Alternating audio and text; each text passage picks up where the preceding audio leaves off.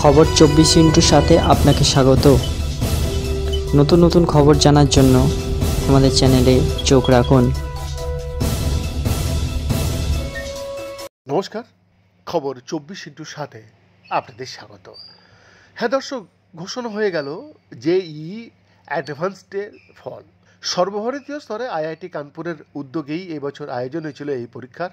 সেখানেই গোটা দেশে মেয়েদের মধ্যে সেরা বাংলার মেয়ে দেবদত্তা মাঝি।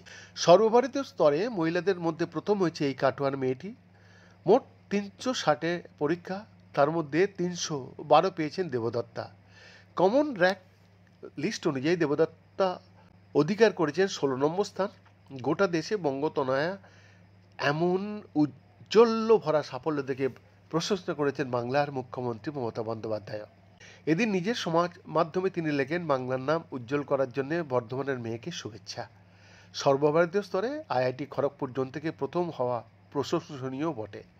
এর আগে তুমি মাধ্যমিক ও উচ্চ মাধ্যমিকেও নজির গড়েছিলে, এবার গোটা দেশের শীর্ষে। আগামী দিনের জন্য অনেক অনেক শুভেচ্ছা। এর আগে 2023 সালে মাধ্যমিকে 697 নম্বরে পেয়ে প্রথম হয়েছিলেন দেবদত্তা। এমনকি উচ্চ মাধ্যমিকেও ছিনিয়ে নিয়েছিলেন 6ষ্ঠ স্থান।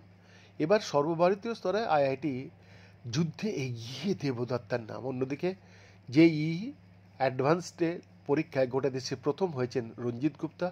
আইআইটি দিল্লি জোন থেকে পরীক্ষা দিয়েছিলেন তিনি। মোট নম্বর 360-এর মধ্যে 332 পেয়ে গোটা দেশে সেরা রঞ্জিত।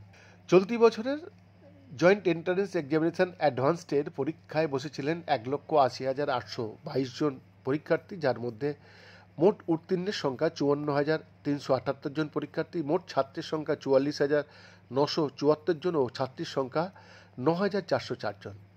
গত 18 মে হয়েছিল পরীক্ষা। ফলাফল বেরোনো 1 মাসেরও কম সময়। বৈদ্যনাথ দাসের রিপোর্ট, খবর 24/7।